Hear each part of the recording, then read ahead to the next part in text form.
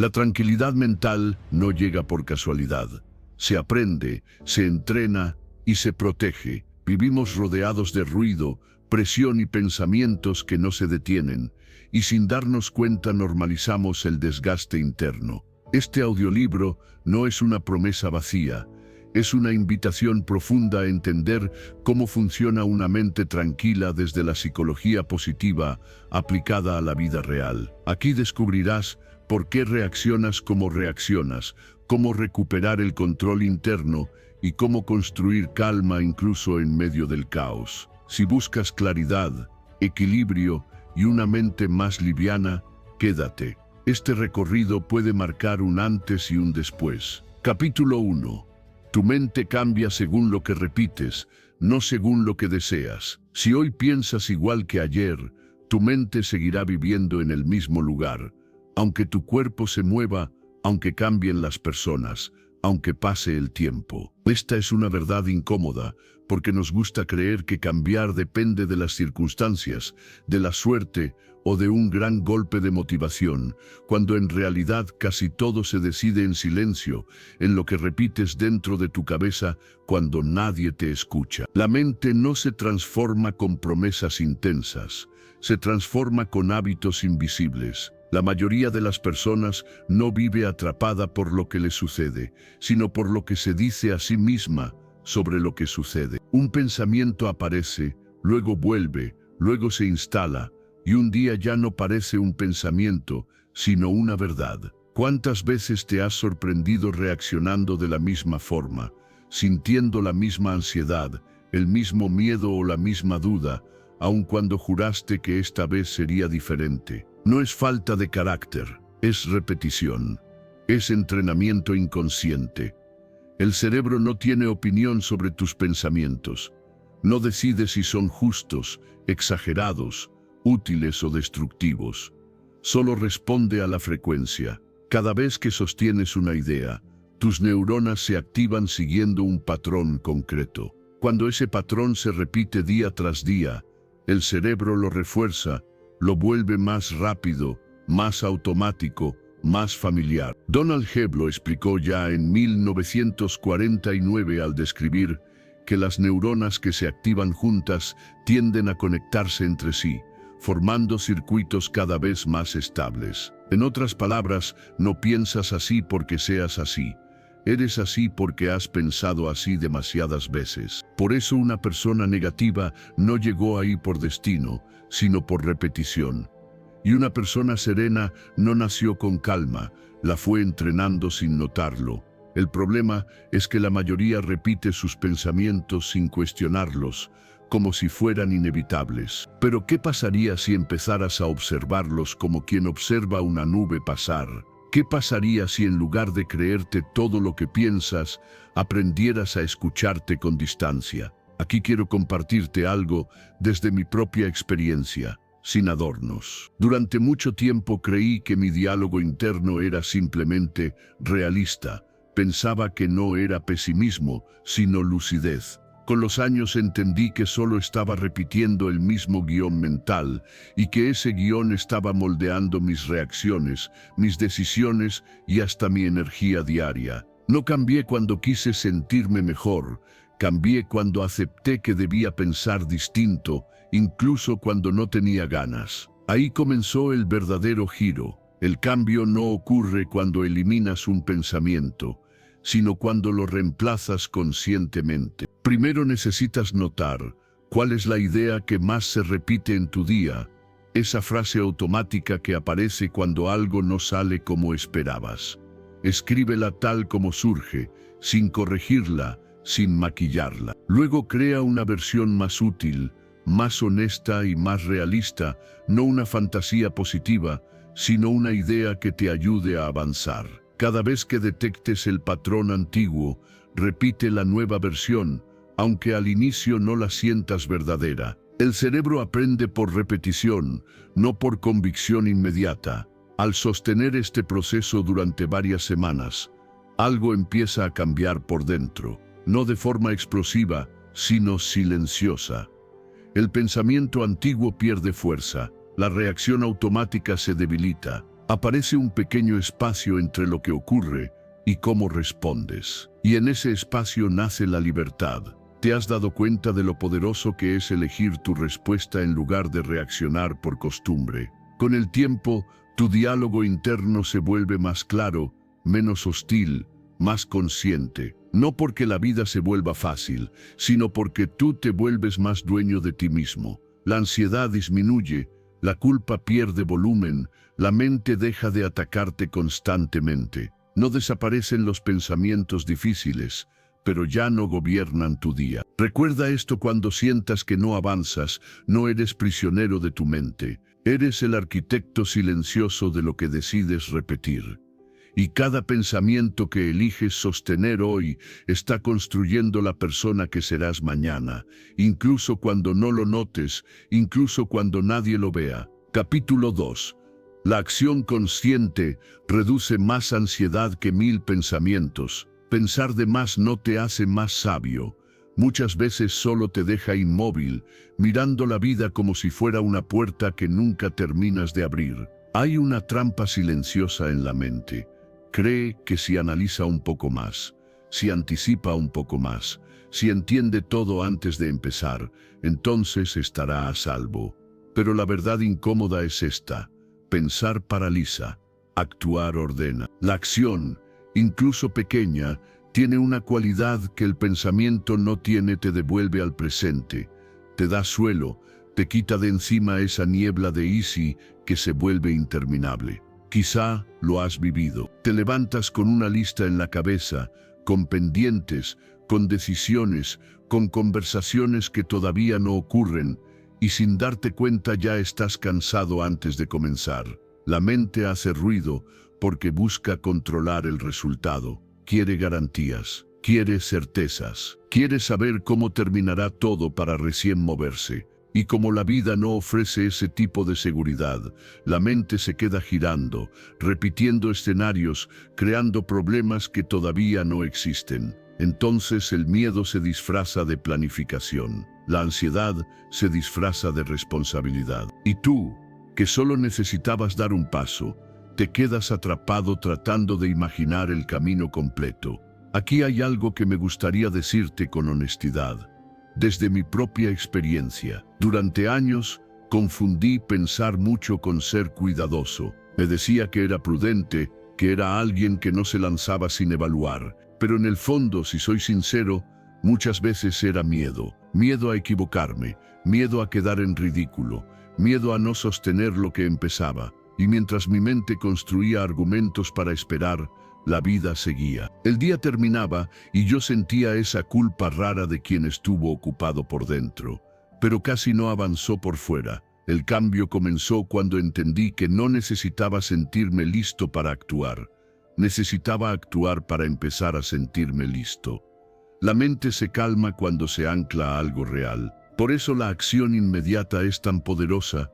Te saca del futuro imaginario y te devuelve al momento que sí puedes tocar. Cuando te comprometes con el siguiente paso, no con la meta final, la incertidumbre pierde fuerza, no porque desaparezca, sino porque deja de ser el centro. Empiezas a vivir en lo concreto: una llamada, un correo, 10 minutos de orden, una caminata, un párrafo escrito, un vaso de agua, una decisión simple. ¿Te das cuenta? No es magia, es dirección, es presencia. Hay un fenómeno que explica bien esta sensación de calma al actuar. Mihaly Csikszentmihalyi, en su trabajo sobre el flow en 1990, describió ese estado en el que la atención se concentra tanto en lo que estás haciendo que el ruido mental baja. En ese enfoque profundo, el tiempo se siente distinto y la mente deja de saltar de preocupación en preocupación. Lo interesante es que el flow no aparece por pensar más, sino por involucrarte con una tarea clara, con un desafío manejable, con un paso que requiere tu atención aquí y ahora. No es un premio para los que no tienen problemas, es una consecuencia de dirigir la energía a lo que sí se está haciendo. Y fíjate en esto: cuando actúas, no le estás pidiendo permiso a tu miedo, solo lo estás llevando contigo, como quien camina con un poco de viento en contra. El miedo puede estar, pero no decide. La duda puede hablar, pero no gobierna. La mente puede sugerir catástrofes, pero tú sigues. ¿Cuántas veces has postergado algo porque querías sentirte seguro primero? ¿Y cuántas veces, cuando por fin hiciste ese pequeño movimiento, descubriste que no era tan terrible como tu cabeza lo pintaba? No necesitas resolver tu vida entera hoy. Necesitas elegir una acción pequeña y concreta que puedas hacer en los próximos minutos. Algo tan simple que no tenga espacio para excusas. Y luego hacerlo sin negociar con tu mente, sin pedirle que se calle, sin exigirle que confíe. Solo hacerlo. Después, repetir, paso a paso. Como quien ordena una habitación, no empieza por imaginar cómo se verá perfecta. Empieza levantando una cosa del suelo. Y esa primera cosa, por pequeña que sea, cambia el ambiente. La acción crea orden. El orden crea calma. La calma te permite ver mejor. Con el tiempo, empiezas a notar un cambio profundo. No solo haces más, sino que temes menos. No porque la vida sea predecible, sino porque tú te vuelves más estable en medio de lo impredecible. Aparece una sensación de avance que no depende de aplausos ni de resultados inmediatos, sino de coherencia. Te vuelves alguien que se mueve, alguien que responde, alguien que no se queda atrapado en su propia cabeza. Y cuando vuelvas a sentirte saturado, cuando el ruido mental suba y la incertidumbre quiera sentarse en tu pecho, recuérdalo con suavidad. No tienes que controlar el final, solo comprométete con el siguiente paso. Porque cuando actúas, el ruido mental se apaga. Capítulo 3. El cuerpo en movimiento despierta una mente fuerte. No puedes pensar claro en un cuerpo estancado. Aunque te esfuerces, aunque lo intentes, aunque te repitas que mañana será distinto. Hay una verdad que incomoda porque es simple. La mente no flota en el aire, vive dentro de un cuerpo.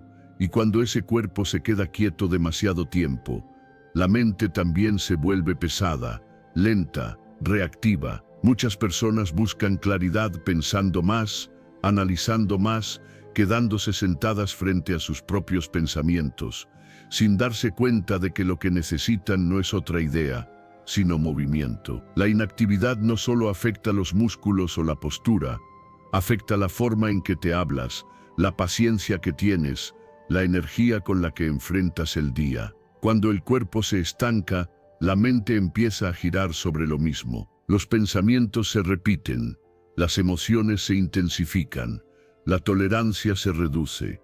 ¿Te has notado más irritable después de pasar horas sin moverte? ¿Más confundido, más cansado, incluso sin haber hecho nada difícil? No es debilidad, es biología. El movimiento es una herramienta directa para ordenar el mundo interno. No es una cuestión estética ni un castigo para el cuerpo, es una forma de regulación. Al moverte, activas procesos químicos que sostienen la atención, el ánimo y la resiliencia emocional. John Ratey explicó en 2008 que el ejercicio estimula neurotransmisores como la dopamina y la serotonina, claves para el enfoque y el bienestar. Dicho de manera sencilla, cuando te mueves, tu cerebro recibe señales de que estás vivo, presente, capaz.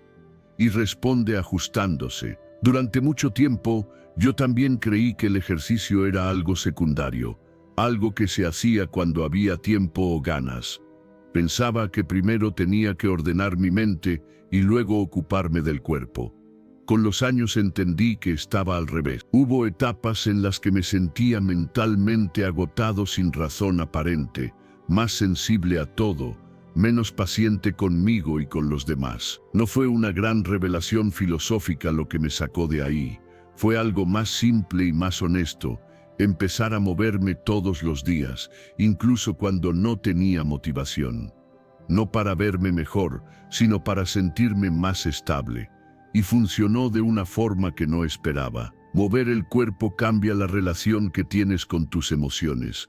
Cuando te mueves, no estás huyendo de lo que sientes, estás dándole una salida. La ansiedad se drena, la tristeza se suaviza, la mente deja de amplificar cada pensamiento. El movimiento te devuelve al presente porque requiere coordinación, respiración, atención mínima. No puedes estar completamente atrapado en tu cabeza cuando caminas, cuando estiras, cuando subes escaleras, cuando sacudes el cuerpo después de horas de rigidez. Algo se recoloca por dentro. No necesitas grandes rutinas ni intensidad extrema. De hecho, la constancia es mucho más poderosa que el esfuerzo puntual. 5 minutos diarios pueden cambiar más que una sesión intensa cada tanto. Lo importante es el mensaje que envías. Me muevo aunque no tenga ganas. Me muevo aunque hoy no sea perfecto. Me muevo porque quiero sostenerme. Ese gesto repetido se convierte en identidad. Empiezas a verte como alguien que se activa, no como alguien que espera a sentirse bien para empezar. Hay días en los que el movimiento no se siente agradable, y está bien. No todo tiene que sentirse bien para ser útil. A veces el movimiento es simplemente una forma de respeto propio, una manera de decirte que no te abandonas cuando estás cansado, cuando estás confundido, cuando no tienes respuestas. ¿Qué pasaría si en lugar de quedarte atrapado en el sofá con tu mente girando, te levantaras y movieras el cuerpo unos minutos? ¿Qué cambiaría en tu energía, en tu tono interno, en tu forma de mirar el problema? El cuerpo es un regulador emocional silencioso. No te da discursos, no te explica teorías, pero ajusta el sistema desde adentro. Con el tiempo, empiezas a notar que tienes más enfoque, más estabilidad, más tolerancia a la incomodidad. No porque la vida sea más fácil, sino porque tú estás más disponible para enfrentarla. El movimiento se convierte en un ancla, en una base desde la cual pensar mejor, decidir mejor, reaccionar menos. Y cuando vuelvas a sentirte estancado, mentalmente nublado o emocionalmente frágil, no te castigues ni te juzgues. Pregúntate algo más simple y más honesto.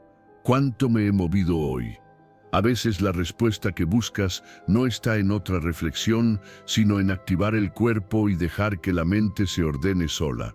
Porque cuando el cuerpo se activa, la mente se ordena. Capítulo 4. Tus hábitos diarios están moldeando tu identidad. No eres lo que dices querer, eres lo que haces cada día, incluso cuando nadie te mira y no hay aplausos. Esta verdad incomoda porque rompe la ilusión de que basta con desear algo intensamente para convertirse en ello. La identidad no se construye en momentos de inspiración, se moldea en lo cotidiano, en lo pequeño, en lo repetido. Cada gesto que haces, cada decisión mínima, cada hábito sostenido o abandonado, está votando en silencio por la persona que estás llegando a ser.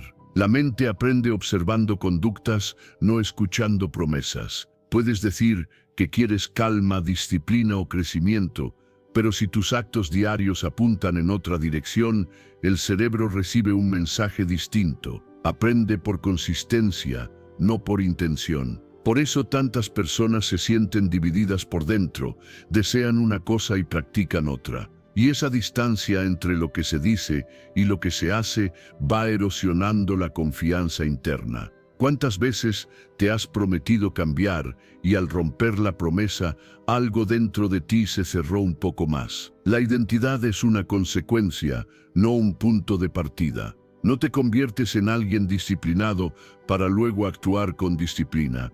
Actúas con disciplina y con el tiempo la mente empieza a verse así. Cada hábito es un voto silencioso. No pesa por su tamaño, pesa por su repetición. Un gesto pequeño, sostenido en días fáciles y difíciles, le enseña al cerebro quién eres. Y el cerebro, fiel a lo que observa, se adapta a esa versión. Hay algo profundamente liberador en entender esto, porque te quita la carga de tener que cambiarlo todo de golpe. No necesitas una transformación épica, necesitas coherencia mínima. La ciencia lo respalda. Lally y su equipo mostraron en 2010 que los hábitos se forman por repetición en contextos estables, no por fuerza de voluntad heroica. El tiempo varía, el proceso no. La conducta repetida se vuelve automática y lo automático empieza a sentirse natural. Así, lo que al inicio costaba termina definiéndote. Quiero compartirte algo desde un lugar honesto. Durante mucho tiempo creí que mi identidad estaba en mis valores declarados. Decía ser constante, decía ser alguien que se cuidaba, decía ser responsable, pero mis hábitos contaban otra historia. No era maldad, era incoherencia, y esa incoherencia se sentía como cansancio, como baja autoestima, como una sensación de estar siempre empezando. El cambio real no llegó cuando me hablé mejor.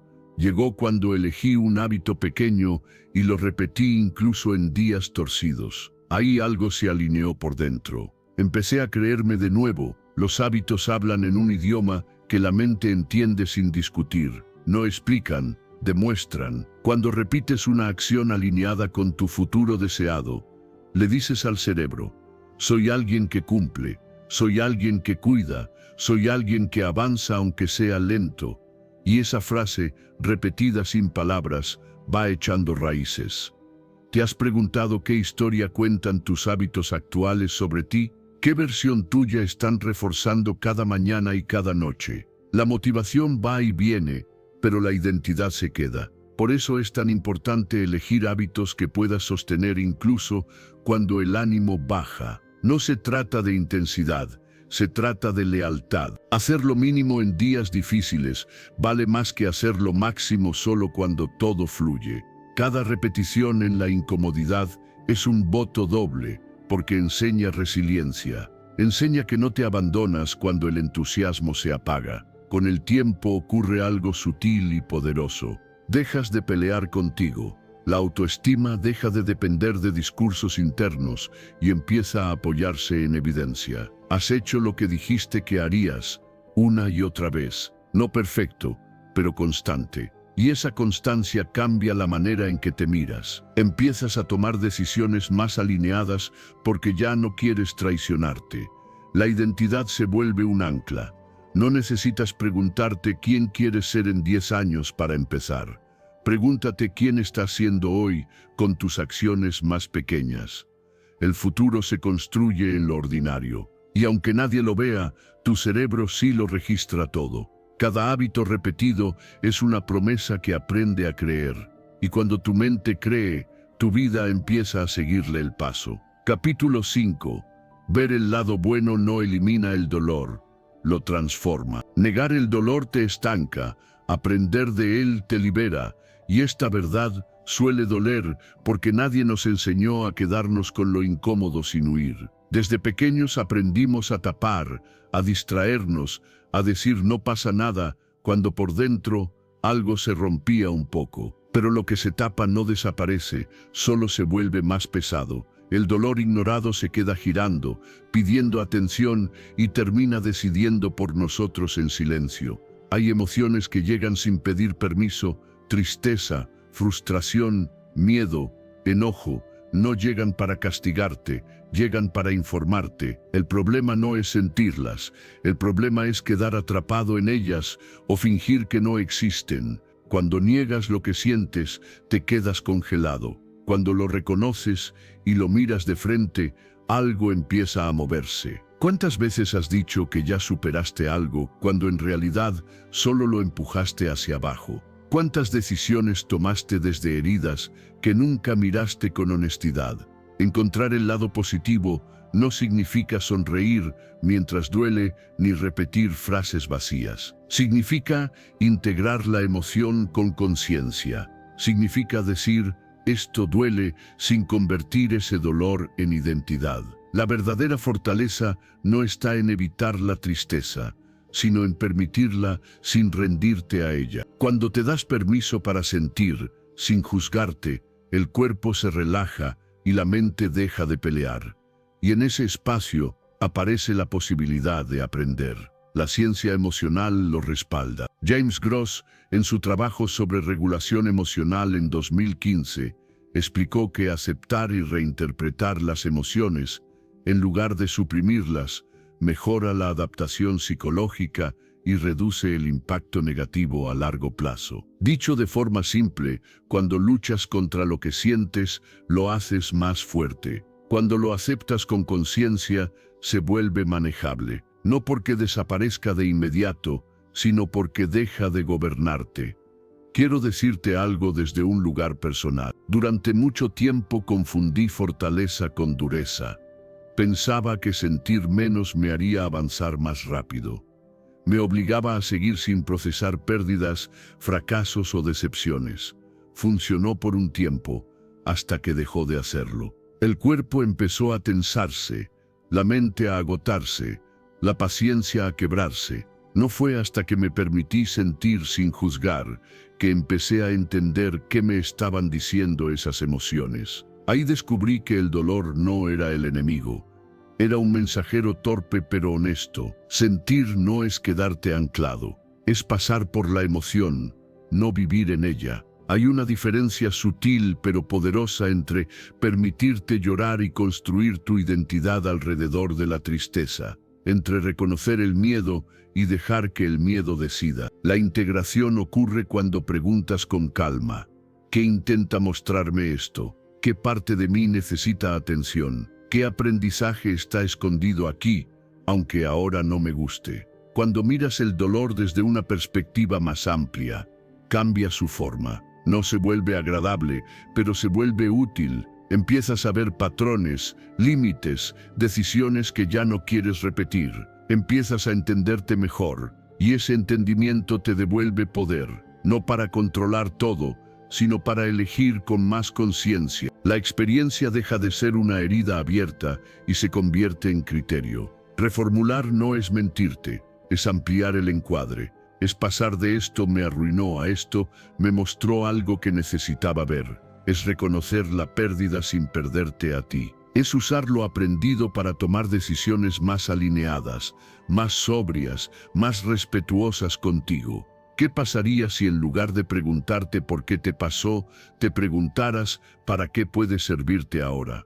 Con el tiempo, esta forma de relacionarte con el dolor madura tu mundo interno. Te vuelves más tolerante a la incomodidad, más flexible ante el cambio, menos reactivo, no porque te vuelvas frío, sino porque te vuelves consciente. La adaptación psicológica no nace de evitar el sufrimiento, nace de atravesarlo con sentido. Y ese sentido no siempre llega solo, a veces hay que buscarlo con paciencia. Cuando vuelvas a sentir que algo duele, no corras, respira, nómbralo, permítete sentir sin quedarte atrapado. Luego, con suavidad, pregúntate qué te está enseñando. La vida no deja de doler, pero puede dejar de endurecerte. Y recuerda esto como un ancla cuando todo se nuble. El dolor no te define, lo que haces con él sí. Capítulo 6. La vida no existe para complacerte, existe para fortalecerte. Si todo fuera fácil, nunca descubrirías de qué estás hecho.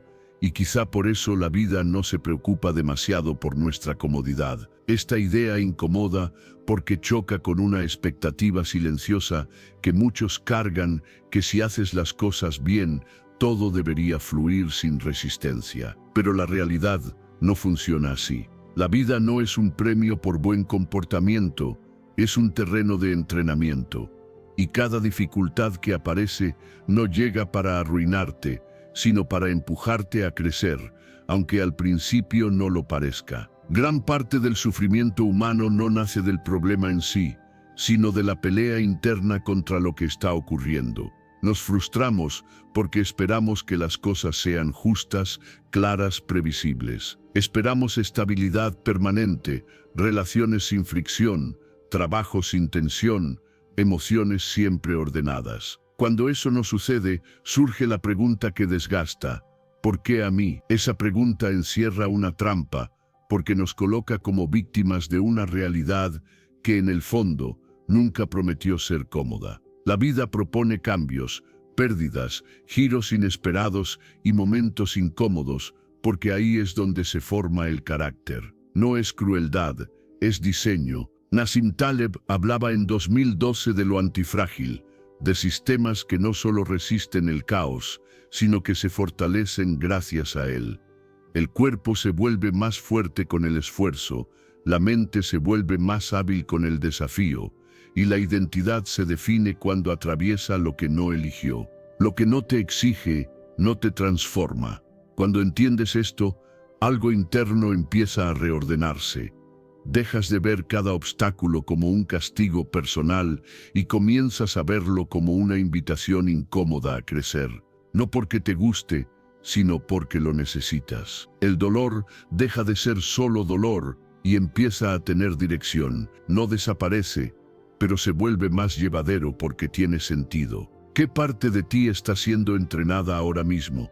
¿Qué habilidad se está desarrollando en medio de esta incomodidad? Quiero decirte algo, desde un lugar muy humano. Hubo etapas de mi vida en las que me sentí profundamente frustrado porque hacía lo correcto y aún así las cosas se complicaban. Me preguntaba qué estaba fallando, qué no estaba entendiendo. Con el tiempo comprendí que no estaba fallando nada, estaba creciendo. Lo que entonces sentía como injusticia, hoy lo veo como formación. Esas etapas me obligaron a desarrollar paciencia, a tomar responsabilidad, a dejar de depender de condiciones externas para sentirme estable. No lo agradecí en el momento, pero lo agradezco ahora. Aceptar que los desafíos son parte natural del camino no significa resignarse ni volverse pasivo. Significa dejar de pelear con la realidad y usar la energía para adaptarte. Cuando dejas de interpretar las dificultades como ataques personales, recuperas poder.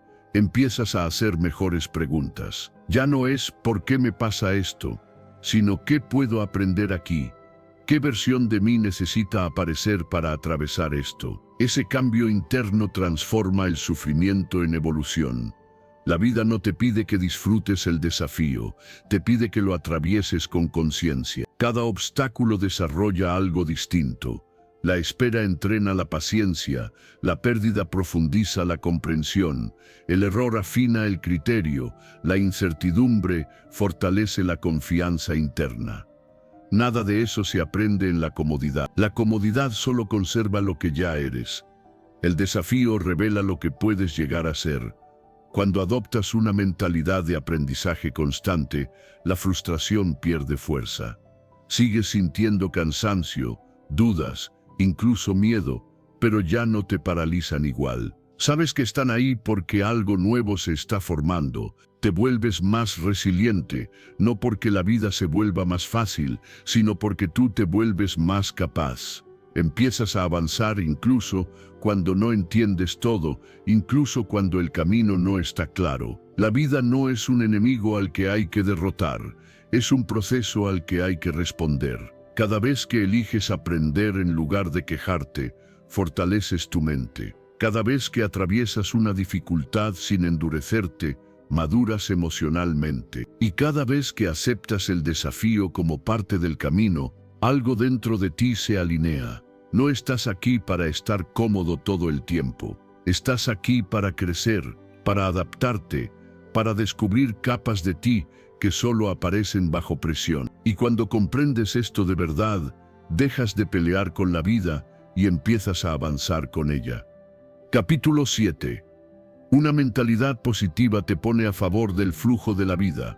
La vida pesa menos cuando no luchas contra ella, y esta verdad suele incomodar porque nos han enseñado a resistirlo todo como si resistir fuera sinónimo de fortaleza. Sin embargo, gran parte del cansancio que sentimos no viene de lo que ocurre, sino de la fricción interna con lo que ocurre. Empujamos la realidad esperando que ceda, cuando muchas veces lo único que necesitamos es ajustar la postura con la que la atravesamos. Pensar de forma positiva no es negar lo difícil ni tapar el dolor con frases bonitas. Es una forma de alinearte con un estado mental que facilita el avance. Es como nadar a favor de una corriente que ya existe, en lugar de agotarte luchando contra ella. El pesimismo, en cambio, convierte cada paso en una cuesta arriba emocional. Todo pesa más, todo cuesta más, todo drena más. ¿Te has dado cuenta de cómo el mismo problema se siente distinto según la actitud con la que lo enfrentas? Cuando una persona vive desde la resistencia constante, Su energía se dispersa. Pelear con lo que no puede controlar consume recursos internos que podrían usarse para adaptarse. La mente se tensa, el cuerpo se cansa, las decisiones se vuelven reactivas. En cambio, una mentalidad positiva no elimina los desafíos, pero los vuelve manejables, no porque sean pequeños, sino porque tú dejas de multiplicarlos con tu lucha interna. Hay algo profundamente humano en querer controlar el resultado, en exigir que la vida se acomode a nuestras expectativas. Pero esa exigencia es una carga silenciosa. Cuando te obsesionas con que todo salga bien, te alejas del presente y te quedas atrapado en escenarios que todavía no existen. Baumeister y Tierney explicaron en 2011 que la fuerza de voluntad es un recurso limitado y que el autocontrol se agota cuando se usa para resistir constantemente. Dicho de otra forma, gastar energía peleando con la realidad te deja sin energía para responder con claridad. Quiero compartirte algo desde mi propia experiencia. Durante años creí que estar alerta, crítico y desconfiado me protegía. Pensaba que esperar lo peor me haría más fuerte. Lo único que logré fue vivir tenso, anticipando golpes que muchas veces nunca llegaron. Cuando empecé a soltar esa postura defensiva, no porque la vida se volviera perfecta, sino porque decidí dejar de pelear con todo, algo cambió. Empecé a tener más energía, más paciencia, más espacio interno. No me volví ingenuo, me volví flexible.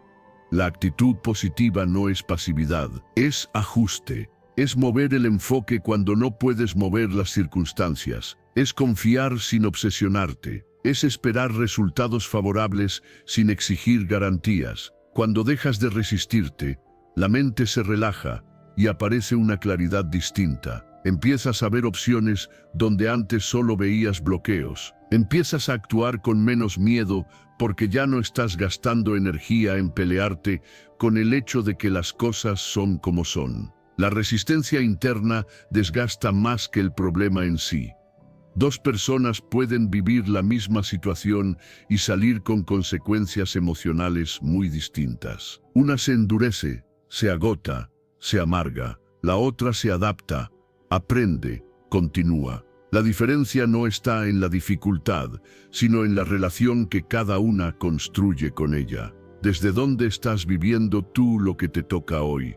¿Desde la pelea o desde la colaboración con la vida? Pensar de forma positiva es elegir una postura mental que te cuide. No es optimismo ciego, es realismo amable. Reconoces lo que hay, aceptas lo que no controlas y ajustas tu energía hacia lo que sí depende de ti. Esa alineación reduce el desgaste diario. Te levantas con menos peso, atraviesas el día con más claridad y llegas al final con algo de energía intacta. Cuando mantienes una actitud flexible y confiada, incluso los errores se vuelven útiles. No te castigas por cada tropiezo. Aprendes, corriges, sigues. La vida deja de sentirse como una fuerza que te empuja y empieza a sentirse como un camino que recorres.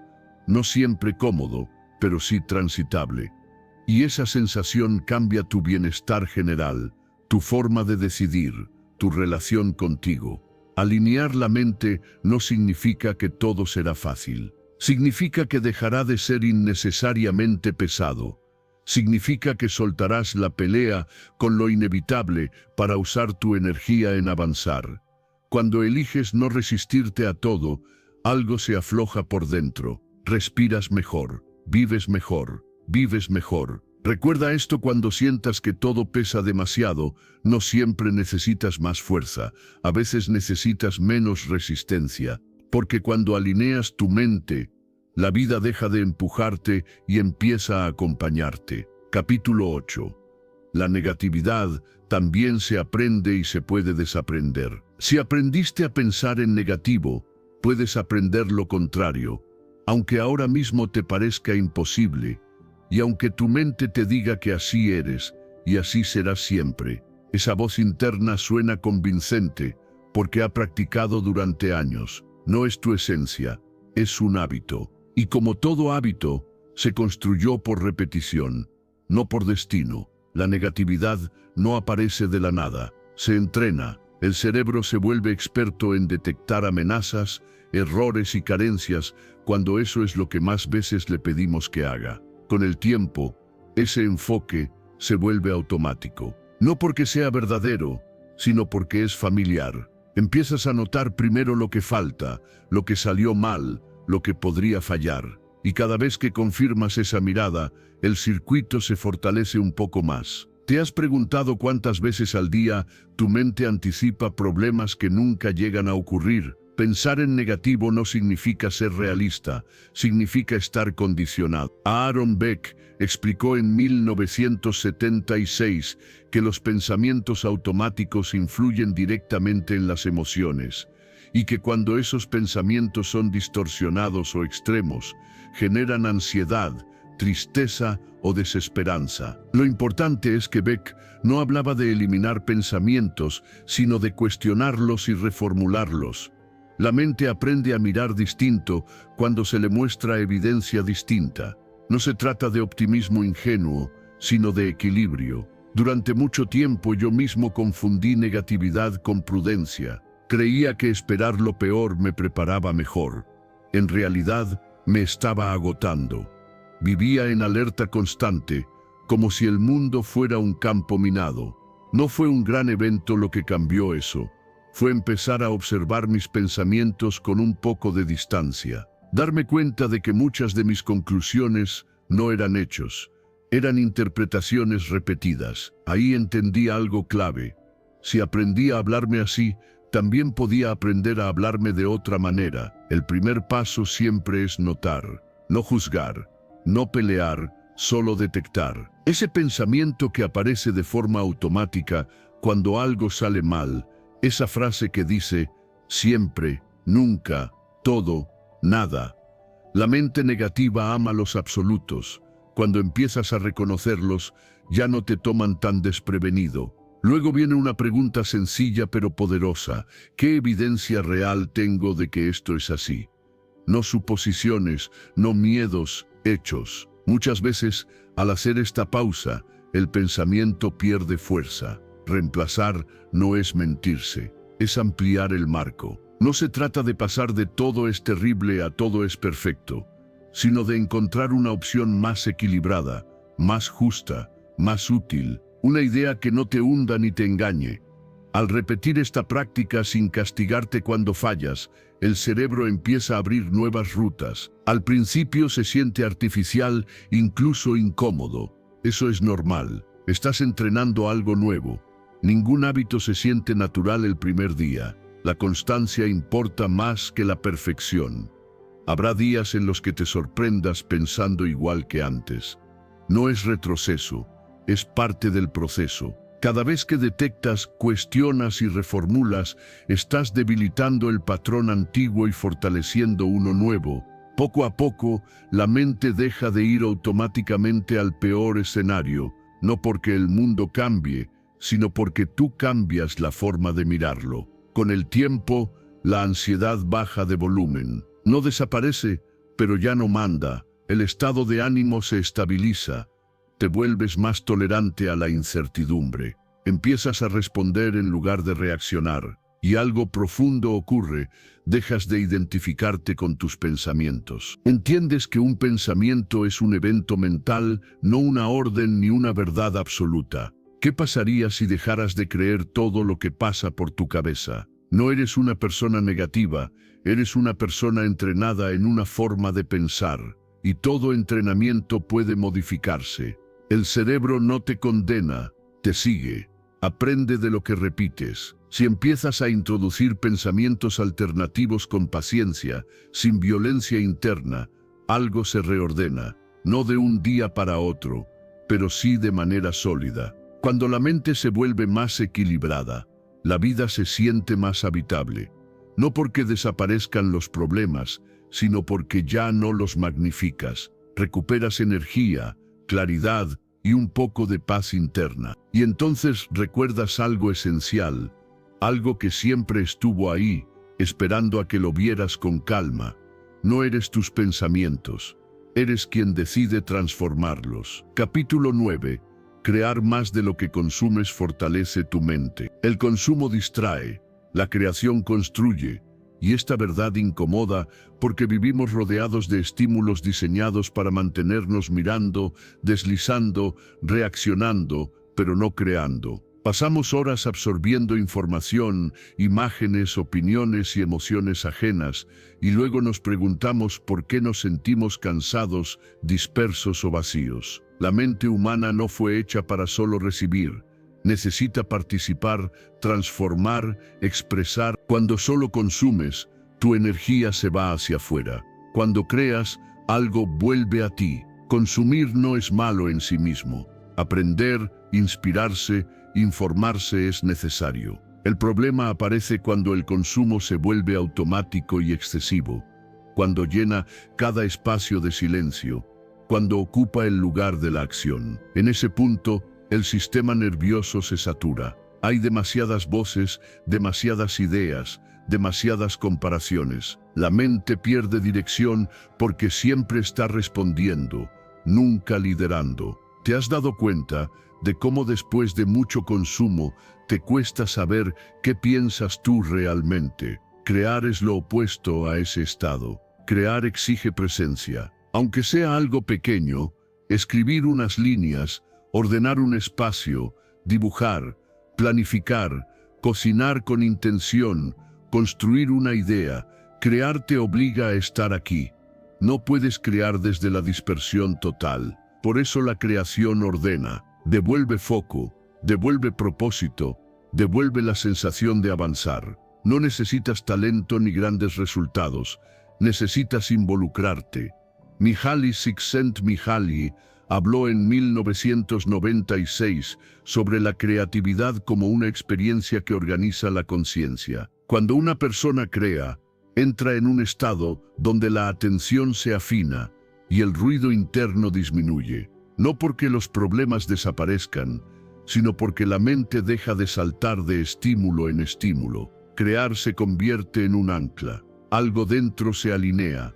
Quiero decirte algo desde mi propia experiencia. Hubo etapas en las que consumía sin parar. Videos, ideas, teorías, motivación. Me sentía ocupado, pero no satisfecho. Tenía la ilusión de avanzar porque estaba aprendiendo, pero en el fondo estaba estancado. El día terminaba y no había dejado nada propio en él. Cuando empecé a crear, aunque fuera poco, algo cambió. No porque todo saliera bien, sino porque recuperé la sensación de dirección. Crear me devolvió al centro. El consumo excesivo debilita la mente porque la acostumbra a la gratificación inmediata. Siempre hay algo nuevo que mirar, algo mejor que comparar, algo más interesante que lo que tienes enfrente. Eso fragmenta la atención y desgasta la motivación. La creación, en cambio, es más lenta. Exige paciencia, a veces incomoda, pero justo por eso fortalece. Te enseña a sostener el esfuerzo sin recompensas inmediatas. Te enseña a confiar en el proceso. Cuando reduces el tiempo de consumo pasivo, aparece algo que al inicio asusta: el silencio. Y en ese silencio surgen pensamientos, dudas, incomodidades que antes tapabas. Pero también surge claridad.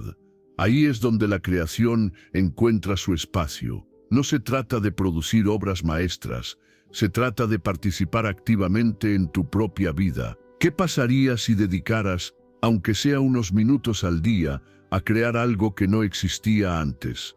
Crear también cambia la relación contigo mismo. Cuando solo consumes, te comparas. Cuando creas, te expresas. La comparación te vacía, la expresión te afirma. Empiezas a valorar el esfuerzo, no solo el resultado. Y esa valoración fortalece la autoestima de una forma silenciosa pero profunda. Te conviertes en alguien que hace, no solo en alguien que observa. Celebrar el esfuerzo es clave. El cerebro aprende a asociar creación con bienestar cuando no lo condicionas al éxito externo. Cada pequeño acto creador es una señal interna de compromiso contigo. Es una forma de decirte: estoy presente, estoy participando, no me estoy dejando llevar por la inercia. Esa sensación genera motivación genuina, no prestada. Con el tiempo, la claridad aumenta, no porque tengas todas las respuestas, sino porque tu mente deja de estar saturada. Las ideas se ordenan, las prioridades se definen, el ánimo se estabiliza. Empiezas a sentir que tu vida tiene una dirección que no depende de lo que consumas, sino de lo que aportas. Y eso cambia todo. No necesitas aislarte del mundo ni rechazar la información. Necesitas equilibrio, menos absorción automática, más acción consciente. Menos mirar lo que otros hacen, más construir lo que tú necesitas. Porque al final, lo que te sostiene no es todo lo que viste, sino todo lo que hiciste. Cuando eliges crear, recuperas tu lugar. La mente se enfoca, el corazón se involucra y la vida se siente más tuya. Recuerda esto cuando sientas dispersión o vacío. Consumir distrae, pero crear te devuelve al centro de tu vida. Capítulo 10. La fe en ti mismo es una decisión, no un resultado. No necesitas pruebas para empezar a creer. Y esta verdad incomoda, porque hemos aprendido a confiar solo después de ver resultados. Nos dijeron que primero ganes, primero logres, primero demuestres y recién entonces te permitas creer en ti. Pero ese orden deja a muchas personas atrapadas, esperando una señal externa que nunca llega. La confianza real no nace de la evidencia, nace de una decisión silenciosa que tomas incluso cuando el miedo sigue ahí. La mayoría no fracasa por falta de capacidad, sino por falta de creencia sostenida. Dudan justo antes de actuar, se frenan justo antes de insistir, abandonan justo cuando el proceso empieza a exigirles algo más profundo. Creer en ti no significa sentir seguridad absoluta. Significa avanzar aún con la duda sentada en el pecho. Cuando decides confiar, aunque no tengas garantías, tu forma de moverte cambia. Tus acciones se vuelven un poco más firmes, tus decisiones un poco más claras, tu postura interna un poco más estable. Y de esas pequeñas diferencias nacen los primeros resultados. La psicología lo ha observado con claridad. Albert Bandura y más adelante James Maddox explicaron que la autoeficacia no surge de esperar el éxito, sino de actuar creyendo que puedes influir en el resultado. En 2009, Maddox mostró que cuando una persona confía en su capacidad para afrontar desafíos, persiste más y se recupera mejor de los errores. No porque siempre gane, sino porque no se rinde a la primera señal de dificultad. La creencia sostenida cambia la conducta, y la conducta repetida termina reforzando la creencia. Desde mi propia experiencia, puedo decirte algo con honestidad. Durante años esperé sentirme seguro para dar ciertos pasos. Pensaba que la confianza llegaría como una emoción clara, como una certeza fuerte. Nunca llegó así. Lo que sí llegó fue el cansancio de dudar. Empecé a actuar sin sentirme listo, a comprometerme sin estar convencido, a creer sin pruebas externas. No fue cómodo, pero fue real. Y cada pequeño avance, cada gesto cumplido, empezó a construir una confianza más sólida que cualquier motivación pasajera. Aquí es donde el pensamiento positivo deja de ser una idea bonita y se convierte en una práctica diaria. Un día positivo no cambia tu vida. Una práctica constante sí. Pensar en positivo no es negar lo difícil. Es elegir pensamientos constructivos, incluso cuando el ánimo no acompaña. Es una disciplina mental, no un impulso emocional. La mente funciona como un músculo. Si no se entrena, se debilita. Si solo piensas en positivo cuando todo va bien, ese pensamiento no te sostendrá cuando todo se complique. Habrá días de cansancio, de miedo, de dudas que regresan. En esos días no necesitas sentirte motivado, necesitas ser coherente.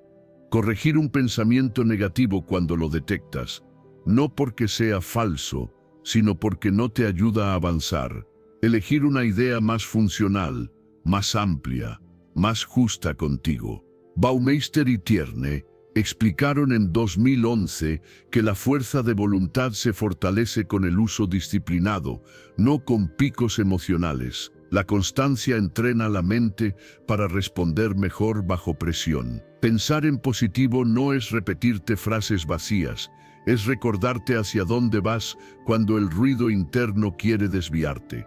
Es decirte, sigo cuando todo invita a parar. Es confiar en el proceso incluso cuando no ves resultados inmediatos. ¿Cuántas veces abandonaste algo no porque fuera imposible, sino porque dejaste de creer justo antes de que empezara a dar frutos? La práctica diaria construye una mentalidad ganadora silenciosa. No se nota de un día para otro, pero se siente con el tiempo. Te vuelves más estable, más perseverante, menos dependiente de la aprobación externa.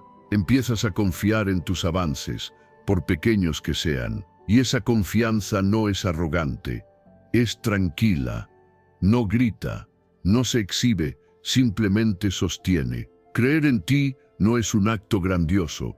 Es una serie de decisiones pequeñas repetidas en días normales y en días difíciles. Es elegir actuar aunque no tengas certeza. Es mantener el compromiso contigo cuando nadie aplaude. Es entrenar tu mente para adaptarse en lugar de rendirse. La mente entrenada no se quiebra ante el error. Aprende, corrige y continúa. Cuando unes creencia y práctica diaria, algo profundo cambia. La duda pierde poder, no porque desaparezca, sino porque ya no manda. La confianza deja de ser una emoción volátil y se convierte en una base. Avanzas con más determinación, no porque todo esté claro, sino porque tú estás claro contigo. Recuerda esto cuando sientas que no tienes pruebas suficientes para confiar. No necesitas ver para creer, necesitas creer para empezar a ver. Pensar en positivo no es esperar un día perfecto, es entrenarte cada día. Y en ese entrenamiento silencioso ocurre lo más importante. Creer en ti es el primer acto de valentía. Y sostener esa creencia día tras día es lo que transforma tu vida. Si has llegado hasta aquí, detente un momento y reconoce algo importante. No todos se quedan, no todos escuchan hasta el final, y tú lo hiciste.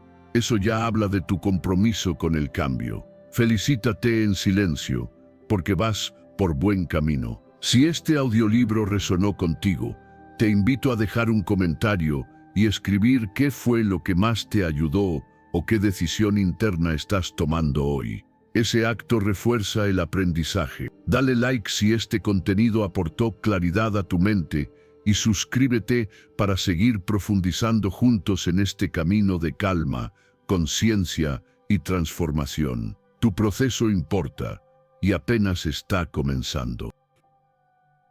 Hoy, al mirar todo este recorrido, con cierta distancia y honestidad, puedo decir que estas enseñanzas no nacieron desde la teoría ni desde un lugar de idealizado, sino desde la necesidad real de ordenar mi propia mente. Yo fui el primero en aplicar cada una de estas enseñanzas porque me sentía saturado y reactivo y cansado de pensar demasiado y vivir poco.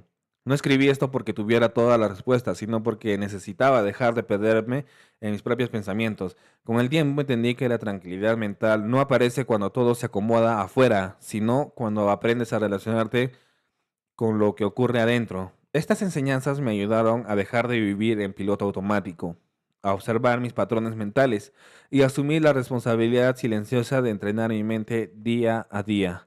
Aprendí, por ejemplo, que no era prisionero de mi forma de pensar, aunque durante muchos años lo creí. Repetía los mismos diálogos internos, reaccionaba igual ante el mismo estímulo y luego me preguntaba, ¿por qué nada cambia? Cuando entendí que la repetición moldeaba la mente, dejé de esperar motivación y empecé a trabajar en hábitos mentales concretos. Cambié una frase interna, cuestionar una idea automática, reemplazar un pensamiento por uno más funcional que me diera algo que antes no tenía, que es el espacio. Ese pequeño espacio entre lo que ocurre y cómo respondo cambió mi vida más de lo que imaginé. También confirmé en carne propia que la acción consciente calma más que cualquier análisis interminable. Hubo momentos en los que pensaba que me hacía sentir ocupado, pero no en paz. Cuando empecé a moverme, aunque fuera un paso pequeño, la ansiedad bajó, no porque los problemas desaparecieran, sino porque yo dejé de quedarme atrapados en escenarios imaginarios. Actuar me devolvió al presente y lo mismo ocurrió con el cuerpo. Cuando empecé a cuidarlo y moverlo con constancia, mi mente dejó de ser pesada. No fui disciplinado al inicio, pero con el tiempo, con pequeñas prácticas diarias, conseguí mi propia disciplina o autodisciplina interna.